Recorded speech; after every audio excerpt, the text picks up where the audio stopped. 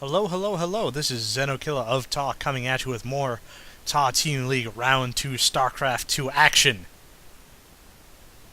More twos.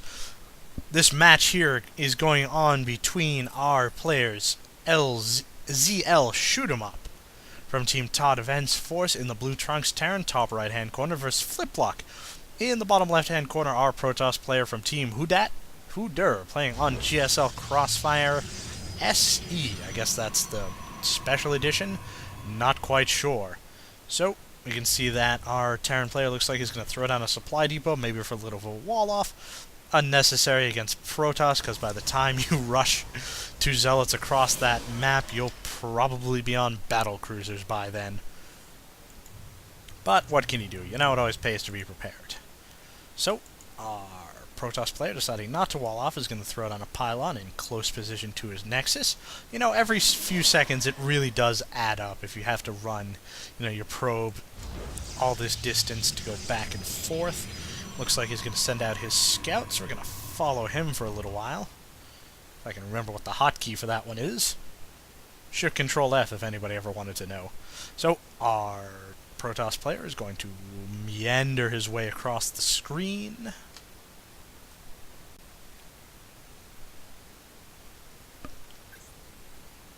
And he's going to meet our Protoss scout, who's also going to meander across the screen. So we see a wall off, but not enough so that our Protoss player won't get a good view inside the base.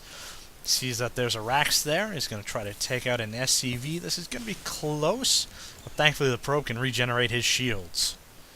The SCV is going to end up in the Protoss player's base. See, everything's pretty much the way it should be, so no sort of proxy shenanigans. We see that our Protoss player has put down his second gas early, which says he's definitely going for a tech-heavy build. I mean, most Protoss players, even if they're 4-gating, don't go for 2 gas because the resources are necessary. So our Terran player knows he's going to be safe for a little while. You might see our Protoss player go 3-gate Robo, 4-gate Robo, 2-gate Expo.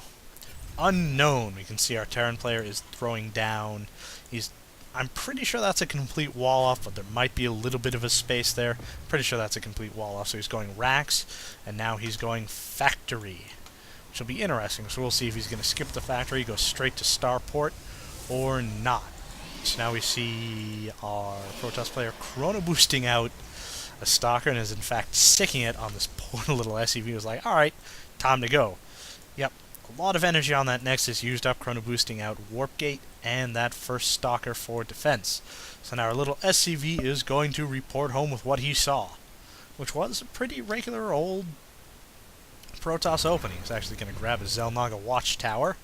Our Terran player is building a bunker and not building anything from the factory yet, so we're going to have to wait a second. Looks like he's going to build a starport, so a nice 1-1-1 build. Ooh, and he's throwing down a tech lab, so we could either see something tech-related come out of that factory, or he's going to do a factory Stargate swap. Starport swap. It'd be funny if he built a Stargate, but that's just not how things work. So we see a second gateway and a Robo, so we're seeing a 2-gate Robo from our Protoss friend. He's got a decent amount of gas saved up, just over 200, hasn't really spent much of anything except for our Warp Gate technology, and we see... Actually, did he cancel that Stalker? It looks like he did Nope, there's a Stalker out there somewhere. There he is. I was like, wait, where did that Stalker go? So now we see that the Robo is finished. He's sending out an Observer. Always good, especially on a map of such size. You gotta know what your opponent's doing. He's also holding his Xel'Naga Watchtower, which gives him wonderful map viewing. And he's expanding. So our player looks like he's going to go into a macro game. We'll see what our Terran player has to do. Looks like he didn't do the starport swap. He's building tanks now, which is always good. There's so many ledges and cliffs that you can really do some serious damage with your tanks. So he's got his tanks coming out. He's got a siege tank coming up. He's got a Viking. I guess he's anticipating Colossus from our Protoss friend, who's actually building an Immortal. So we'll see what happens with that. So that Viking will definitely be able to scout. Stalker walks up, sees that there's a bunker there, decides he wants none of that, and goes home. So now our Terran player is building his natural expansion. Protoss player, about 3/4 of the way done with his. Build, baby, builds. We see the Stalker on its way back.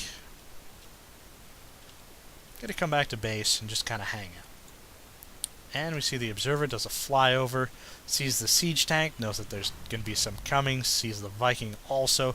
It's a nice, good view of the base, no engineering bay, no detection down from our player just yet. Looks like he's building a second factory. I don't think the Observer saw that second factory go down.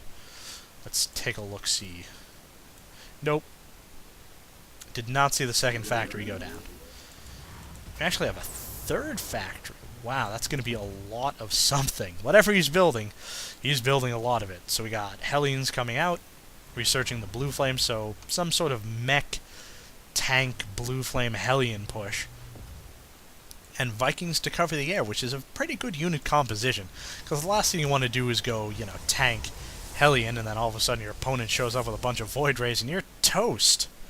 So, more Vikings being produced. We have the command center finished. Looks like he's going to turn into an orbital before he throws it down. Yep, we see a reactor coming out of this tech lab. So it looks like he's going to do a lot of tanks, a lot of Hellions, and a lot of Vikings. We haven't seen an attachment yet, though, on his starport. If he throws a reactor down on that, he'll be able to produce two Vikings at once. So, our little Observer comes in there, gets a nice good scout, see that there's a whole lot of mech coming his way, and we'll see what the response is. He actually sees that these guys are rolling out. Might be a little bit worried, but they're just there to protect the natural expansion coming out. In terms of income, our Protoss player is well ahead of our Terran player by about 50%. He's got his natural up a lot faster. He's building more gateways. See what he's building up here. 2 forges, so he's going to get some pretty massive upgrades going on. He's going to break down this rocks and look to maybe either protect that or take his third base. It's an interesting choice. Oh, what is this? We have our Terran player is going to slowly but surely try to wiggle his way down there with his no longer used barracks. He hasn't... Ooh, see a little bit of a push out coming. So, we see Robo support bay, we see a Colossus coming out, dual upgrades, so we might see a little bit of engagement in the middle of the map here. These things fly so slowly. One poor Marine. Alright, so that's going to try to block the third here for our Protoss player, who broke down the rocks but didn't decide to pursue it. Now our Protoss player is slowly inching towards the Terran area of the map.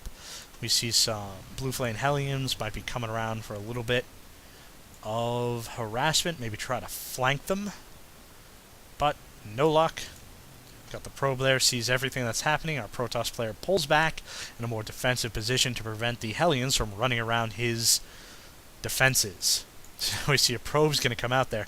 The question is the probe going to make it there? Yes, he does. There's also going to see the factory there. So Z'Shootemup knows that that is a third. Oh no, the Blue Flame Hellions running right around our Protoss player into the back of the mineral line. Those Zealots do not have charge. Let's see how many he killed. 3 workers. 3 workers for 3 Hellions. Not the best choice. Now we see a drop coming down. So this pylon is here, so our Protoss player can easily warp some units in to defend this as this dropship comes down and goes, I don't like that expansion. Wait. Oh, it doesn't decide to drop. It decides to keep going. Interesting. I thought he'd drop on that third base and try to deny it, but now he's going to drop on the main. However, there's not too much space for him to get seen. The army's out of position, though. It's on his way back. He's going to have to warp in some units to deal with these 3 Blue Flame Hellions, and he does. He warps in 4 Stalkers. So we got 4 Stalkers versus 3 Blue Flame Hellions. Now he could create a concave and then stick them in the corner so they can't go anywhere, but they all get picked up. Unfortunately, these Stalkers do not have blink yet, so they can't blink over. That medevac almost losing everything. It's only got 20 hit points left. We can see that the third has finally finished. Our Terran player has set up a pretty good defensive line with tanks here in the middle. He's building his own third, so we'll see what happens with that. Just kind of hanging out. You'd think he'd try to, warp in a pair of Stalkers or something. We can see that there's a probe transfer in progress. And what happened to that medevac? I'm not sure. It probably went home and said, I've just had enough of this. So they got 3 Vikings to deal with the Colossus.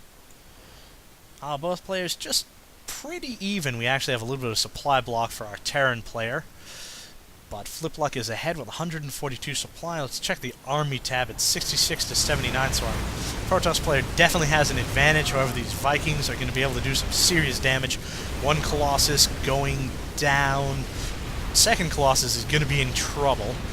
But all of these Stalkers and these Immortals are going to be able to do some serious damage. Just going to be able to clean up this tank line. However, if he just focused fire on that Viking, he'd be able to take that out. And now we see that our Protoss player is pushing forward. However, there's another line of tank here in the background. And unfortunately, SHootemup having to pull probes off. Didn't have the defenses able to take this out and has called a GG. So, pretty good playing from both players. Again, this is the TAW Team League Round 2. Round 3 and 4 is going to be played Friday nights at 10 p.m. You can check out my stream at twitch.tv/ZenoKillaofTAW. You can also follow me on Twitter at ZenoKilla, and please rate and subscribe my videos. So, this is ZenoKillaofTAW signing off.